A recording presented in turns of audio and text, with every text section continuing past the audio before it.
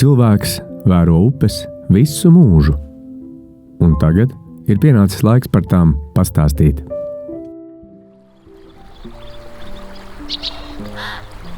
Upes straume ir kā mīlestība jūtīgai upes dvēselē. Tā nekad nepāriet. Ir un ir dienu un nakti, vasaru un ziemu. Gadu simteņiem cilvēks lūkojies straumē, cenšoties izprast, kas gaidāms rīt. Ziemā straume pētīt ir visskaidrāk. Ūdens atdzisis, smags, metāliski smags. Ūdens garaiņi, ledus kristāli, gan garaiņi, kas to visu rada. Kad laiks iegriež mīnusā, ledus veidojas ne tikai ūdens virspusē, tas vižņojas arī no grunts un visā straumes dziļumā. Vižņā plīpa ap nozaudētu metāla ankuru, un straume to aizbīda kā vieglu knisli. Vižņi ir skrubis upes ķermenim. Upes miesā rodas skrāpējumi, jaunas iedobes. Putniem tās noteikti jāizpēta. Sablīvējoties, vižņi rada spēcīgu straumes vilkmi tur, kur citā gada laikā, lai rastos, tā ir stipri par dziļu. Upe tīrās, smiltis un saneses tiek pūstas tur, kur tām pienākas būt, uz malu. Vasarā tās apaug, veidojas sēres, un nu jau salam ir ap ko rotāties arī ūdens virspusē. Salmiņš upē. Ap to straume, sānstraume, aizstraume, pār sēri, virs straume, uz straume. Parastam vērotājiem jau konstatēt, vai ūdens zems vai augsts, jau ir daudz. Nosaukt vārdā jāmācās no jauna. Ziemā, ja stiprs sals pieturas ilgāk, upēs ūdens ir viszemākais visā gadā. Vižņu blīvējumi iznes iekritušus kokus, kā talantīgs tēlnieks izveido upes gultnes lieliskās aprises. Vasara ar savu jēzgu parasti aizputina tās ar smiltīm. Līdz nākamajai ziemai. Kas paliek upes gultnē? Tie ir akmeņi. Oļi, kuros ar nākamajiem pavasara ūdeņiem savu māju ligzdas veidos nēģi, vimbas, taimiņi un laši. Straumē šķērslis. To liec, pieskalo, kustina, pulē. Piestraume spiež, aizstraumē rodas retinājums, un tas kā caurule no lejas uz augšu ceļ smilti no grunts. Straume to skalo dziļāku, straume to turpina spiest, straume šaudās, spiež pa labi, pa kreisi, tā piestāja, uzspiež vēl. Visu laiku, katru brīdi. Nav spēka, kas to var izturēt. Šķērslis neiztur un dodas uz jūru. Tur, kur paiztek visas upes. Upe vižņus kā burbuļus sapūš zilā jūriņā. Tie, kuri neizmetas krastā, pārtop par zivtiņām, kuras apēd jūras, mušas, kājas.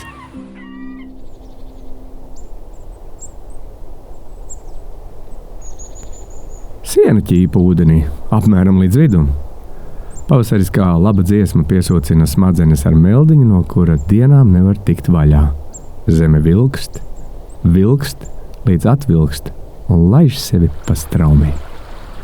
Ziemas, kurās zeme nav sasalusi, upes aizputina vairāk nekā gribētos. No krastiem ieskalojas auglīgās zemes daļas, vēlāk tad upei lielākas briesmas aizaugt. No atvilguša purva upē stīdz brūna rāvas straume. Tas ūdeņiem laupa dzidrumu, bet dod arī labāku noturību pret piesārņojumu. Iespējams, tieši dēļ dzelzs savienojumiem Latvijā līdz šim nav konstatētas plašas zivju slimību sekas. Hesu īpašnieki sniega laukus uzpludinājumu krastos mēdz saukt par savu iesaldēto kapitālu. Zivīm sniega ūdens nav paprātam. Plīvojot no mākoņu maliņas uz zemi, pārsliņas savāc putekļus, tvaikus un piesārņojuma daļiņas, kas pavasara ūdeņus dara skābus, rūgtus, zemūdens pasaulē nepatīkamus. Ja zemeslode ir kā pienenes galva, koki ir pieneņpūkas. Ja zemeslode ir taku takas, upes ir slapjākās. Dabas brīnumi vislabāk rādās, kamēr nav lapu. Sūnas un ķērpji ir vaļā un kūsta gaismu, cik spēj. Ziema pļavās sadzinusi grumbu rievas, briežu rieva, bebru rieva, ūdele nav bebram sieva. Koks beidzas, kukaiņiem viesnīca sākas.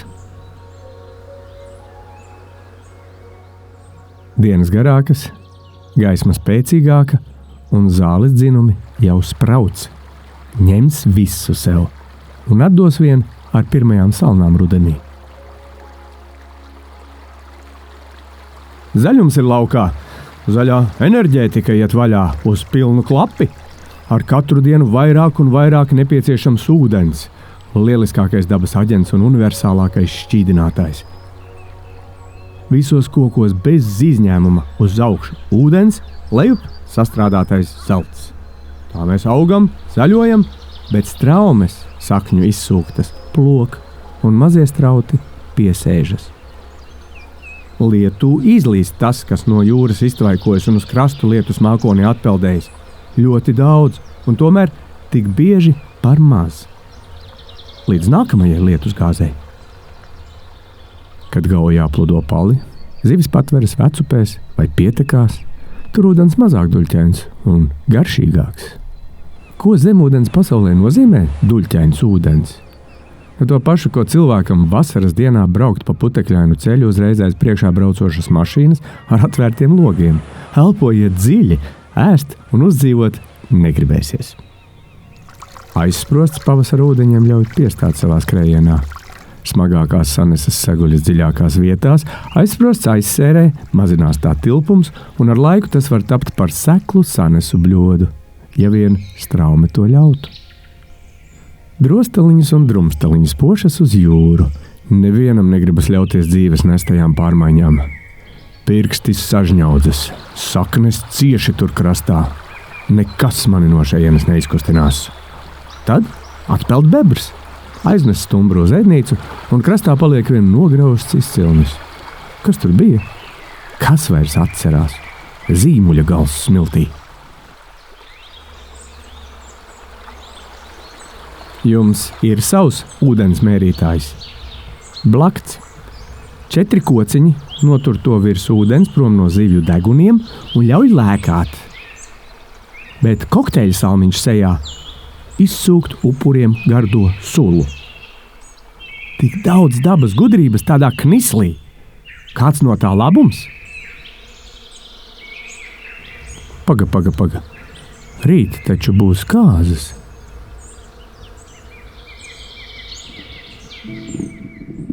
Viņi lēkā pa nārsta rušekli, tā kā liesmas ugunskurā. Ja uzmanīgi vēro, vaicāsi, ko tas sīkais dara vecāku kāzu gultā. Tas ir radinieks no strauta. Tāds, kuram niķis likt uz jūru uzēsties, nebija radies. Lauku radinieks. Nēģu nārstas laikās izdarības ievziedā. Labi rāda labas straumes svētīgo dabu. Ja ir kritums, to rada olis. Ja ir olis, tāda ir visa sēre. Straume velk cauri oļiem dziļāk nekā varam iedomāties. Spraudziņas starp akmeņiem, svaigs ūdens kā svaiga gaisa malks. Tiklīdz ikrs apaugļots, tas ielīp starp akmeņiem. Neizpūsts, pasargāts, mājas, sākums. Peldot, piesūceknis sarulēts kā smails purns. Kad jāstrādā, vaļā kā plēšas. Kurš atcerās, kas ir plēšas? Nēģim nav kaulu. Nēģi ikri sīki. Nēģi mazuļi strādā kā kompostas liekas upes sanesumos. Nekas sarežģīts. Pirms 10 000 gadu strautecēs pie kūstošā ledāja netraucēti luncinājās senči. Straume dod drošību, ka ikri elpo.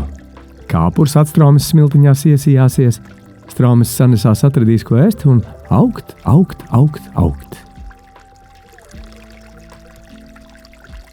Tad sanesās pāraugušais cīsiņš, bez kauliem trekns, tādos, kos grib visi upes plēsoņas, iemanās tikt uz jūru un pats atklāja savu plēsoņas dabu. Piesūcas zivīm un pumpē sausas, ja var. tad nobriest, beidz ēst un peld uz straujām upes vietām lakstoties. Te ir nārsta deja. Tēviņi mazāki, mātītes lielākas, lomas skaidrs. 2 reizes neviens no viņiem dzīvē nenārsto. Nēģis maksā 14 eiro kilogramā. Šo bērzi notīrīt var ar vienu smēlienu. Nēģu paliek mazāk, bet gadās arī nēģu gadi.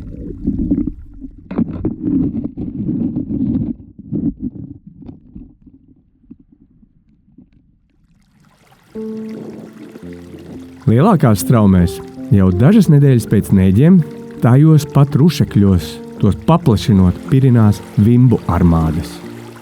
Tās ir lielākas, spēcīgākas, upju izauklētas tās vairākus gadus barojas jūrā un parasti 7. gadā speras atpakaļ. Šis ir Gaujā pie Valmieras, 100 km no jūras. Vai tai gaurai medīt kāzu apdulušās zivis traucē straume? Jeb tas ir tas fenomens, kas arī lauvām liedz saplosīt mazu antilopīti.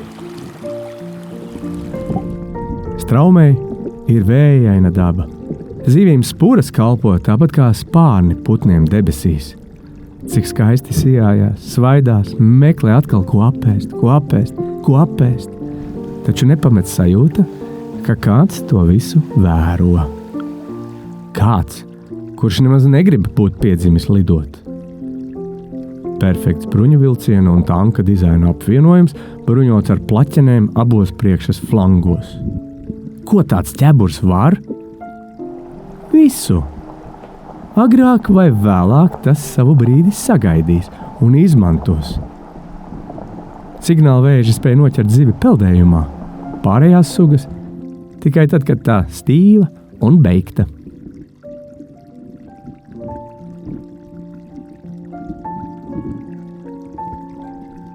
Zemnieki.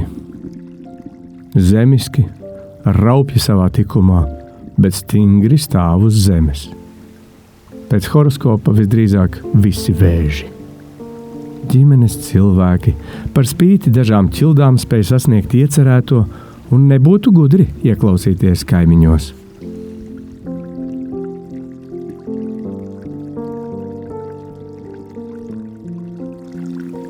Vairāk par visu tur cieņā savu namu, kas vienlaikus ir arī stiprā pils, un to pamet tikai galējas nepieciešamības gadījumos. Laimīgākie mēneši bez burta R, tad nav rūpju par vairošanos un nākamās paaudzes auklēšanu, tikai tekalējošas medības ar paslēpšanos. Pirmajā dzīves gadā bieži līdz pat 7 reizes maina bruņas, tās piemērojot jaunajiem izmēriem. Tad visbiežāk var tikt zivju apēsts, kur vēži tur lieli asari, makšķernieki zina. Visu rudens izskaņu un ziemu vēžu mātes savus ikrus piestiprinātus zem astes, kas patiesībā ir vēders, vēdina, lai tie nenoslāpst, lai attīstās. Aprīlī, maijā tie jau kā mazi vēzīši pametīs vēdera mājīgās mammas kājiņas un nebūs vairs garšīgās vēža olas.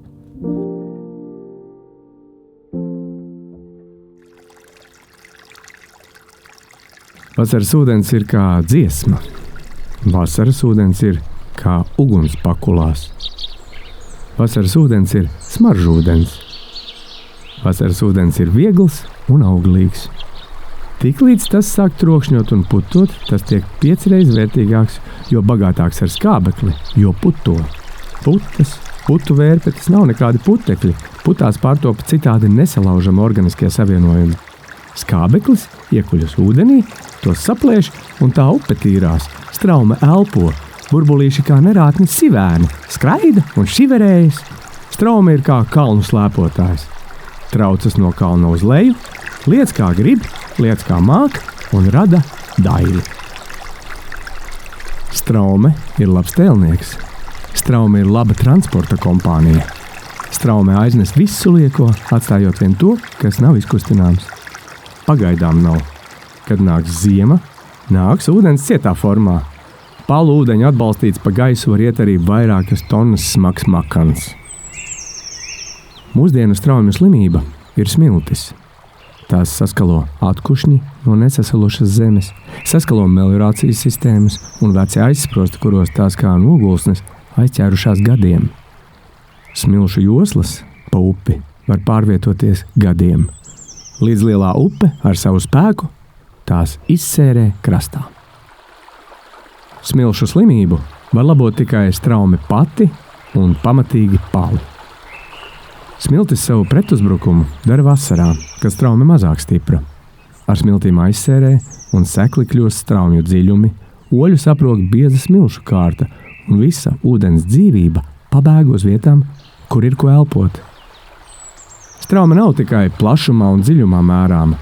Dzīvā ūdens daļa oļainā gruntī var spiesties 10 centimetru dziļumā. Katrs apskalotais akmens veido straumes darba virsmu.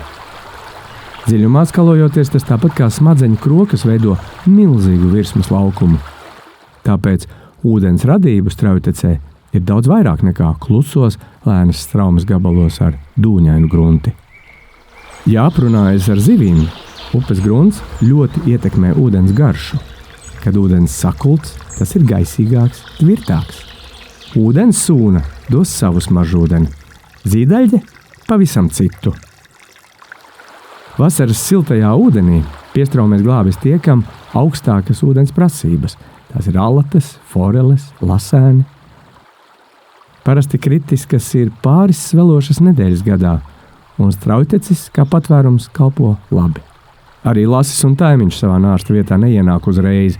Tam pāris nedēļas vismaz ir jābriest un jāsaprot, kur instinkti to ievilkuši.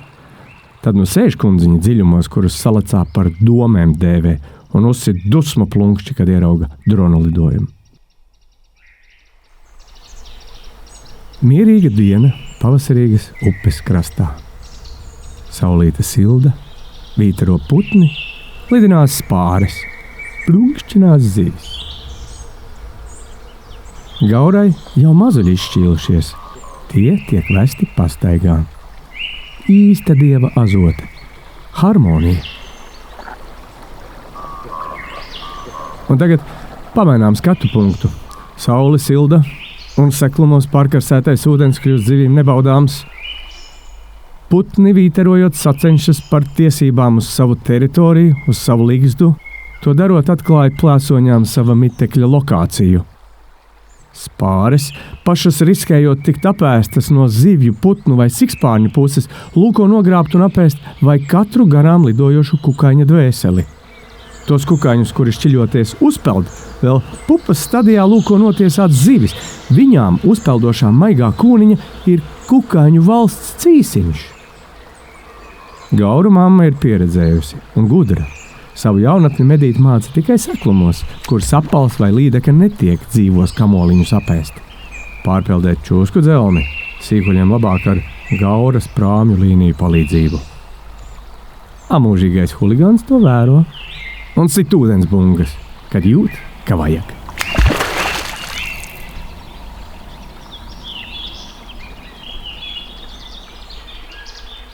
Ja katram valsts iedzīvotājiem varam sameklēt 10 kvadrātmetrus straujteces, neviena attīrīšanas iekārta nebūs vajadzīga.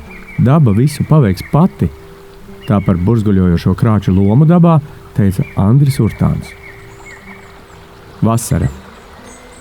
Upes sasilušās straujteces ir kodolreaktors.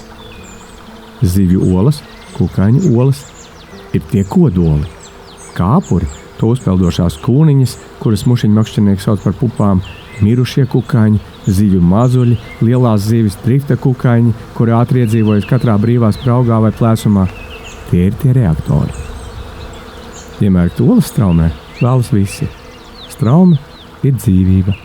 Un tad atnāk bebrs, lielais konstruktors. Latvijā meliorātoru darbus vairāk nekā 10 000 upītēs un strautos viņš turpina pēc saviem ieskatiem. Pamats grāvis, fermentējas. Bebraine rūkst, pūst, maitā ūdeni. Koks nonācis pārplūdumā lūko izdzīvot. Atver lapu atvārsnītes un dienā caur sevi gaisa aiztveiko vairākus kubikmetrus ūdens. Rezultāts šķiet neticams. Upes lejtecē ir mazāk ūdens nekā augštecē. No mugurpuses līdzīgs pīknābim. ģimenes cilvēks. Skarbs, bet gādīgs, līdz aizpeld pa gaisu. Ūdens bebra ezerā, lai dabūtu ēdamo, medībās kombinē duļķošanu, baidīšanu un burbuļu sienas radīšanu. Kad medību nīriens beidzas, parasti medījums rokā gan vēži, vardes, zivis un zivtiņas. Prasmīgs barības piramīdas virsotnes iedzīvotājs. Skaists un elegants mednieks. Kad vēders pilns, tas laiski pārvēršas par koku un nav atrodams.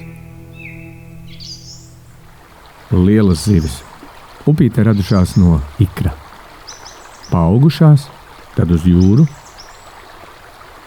Jūras izlolotas, instinktu vilktas atpakaļ uz dzimtajām vietām noslēgt nebeidzamo dzīves ciklu. Var nārstot 2, pat 3 reizes. Iedomājies, cik gudrības ir vienā tādā ikrā. Taimiņam un lasim nav roku. Briestošo mantību vēderā jākustina lecot ārā no ūdens vai cilājoties, it kā bāžot degunu ārā no ūdens. Kad kāzām gatavi, metas straujās oļainās vietās uz sāna un veido bērzes, žvīras, rūšekļus. Mammīte pavētīja akmeņus, straume panes tos lejup un veidojas ligzdas bedre. Tajā straumes spiediens ir tāds, ka var gulēt nekustoties. Un kad duka, atkal uzprišināties uz sāna metoties. Piespurts tēviņš iepūš sēklu. Apaugļots ikrs ir lipīgs. Starp akmeņiem apskalotajā straumes uzkalniņā, kā daudz dzīvokļu mājā, tā arī paliek. Ārā līdīs jau kā maza zivtiņa, martā, aprīlī. Ja tā padomā, arī cilvēki dažreiz izvēlas dzemdības ūdenī. Piedzims ar saprašanos ar ūdeni. Būs viegli dzīvot.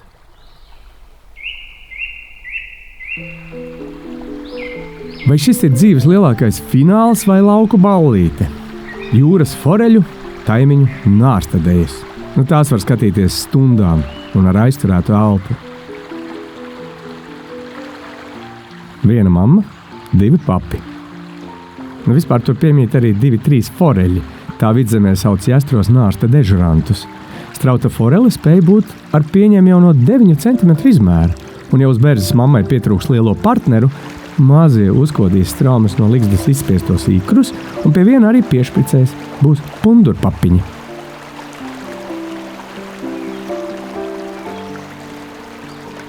Savus gēnus nākotnē iešaut kāro visi.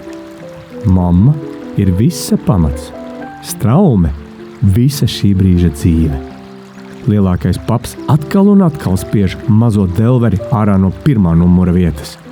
Viena un tā pati situācija, ik pēc pusminūtes, bet neviens negrib rimties. Mamma ir vaļā, mamma karsta, ikri straumē starp akmeņiem, atvēliens un jauna oļu kārta gulst nārsta žvirā. Pirmais redz uzmācīgo uti. Mamma ir karsta, nārsts deg, ūdenim tikai 4 grādi. Aizdīs jūt to uti tālāk uz leju, forels jau gatavs mammai piebalsot. Koris te neder. Mamma vaļā, caurums kosmosā. Tūkstošiem dzīvībiņas ievelkas ūdens pasaulē. Šūnas saplūst, straume spiež, dzīvība nāk. Mamma rukā. Tēvi palikuši traki jau visu dienu, visu nakti plēšas. Viens un tas pats 630. reizi. Foreļi turpat tēlo beigtus, bet savu protni sliktāk par lielajiem papiem. Pēdējais rauns. Pulkstenis sasists, kājas sāp, kurpes pušu un balle beidzas. Šekspīrs, Blaumanis, Upītis, viss sapinies šajā dejā. Tā cena – dzīvība ūdenī. Tā turpināsies, kamēr mēs to ļausim un sapratīsim. Upe ir pasaule. Pasaule ir upe.